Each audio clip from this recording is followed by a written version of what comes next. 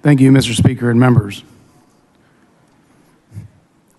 I remember standing right here talking with all of you after a murderer came to El Paso and shot 45 of us.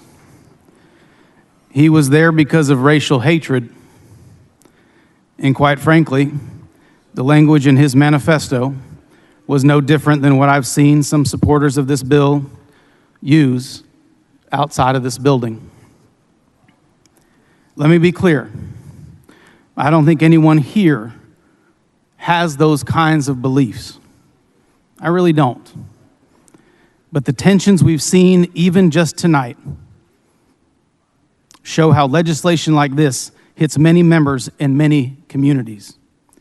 And I'm asking earnestly of those supporters of this bill to just sit with that, to think about how we're receiving it and why. Bills like this have an effect that goes far beyond the words that are on the page.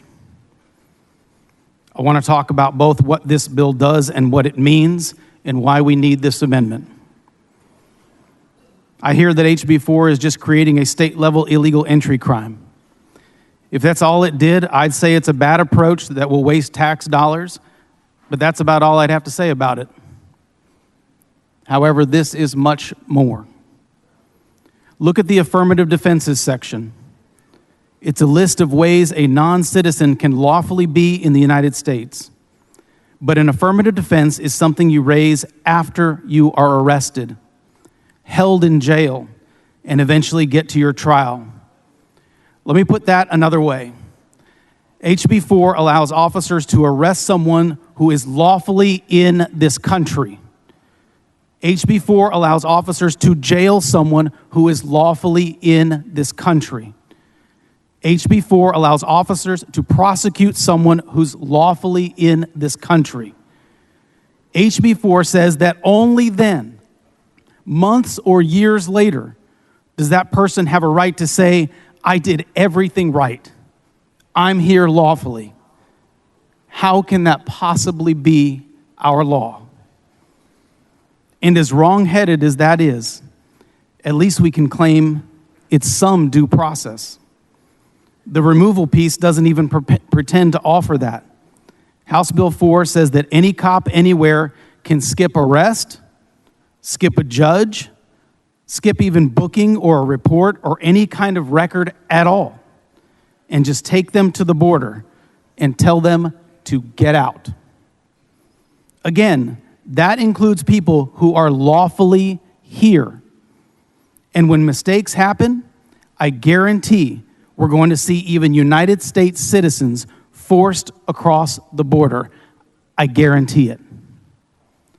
When I worked on red flag laws, I was told that a live hearing in front of a judge with sworn testimony wasn't enough due process when our Second Amendment rights were concerned.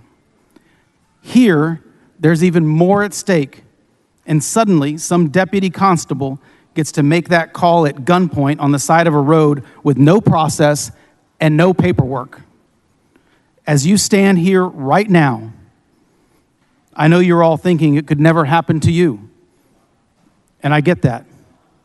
If you thought for a second that it could, this removal idea would be called for what it is: outrageous and tyrannical. And that brings me to the message this bill is sending.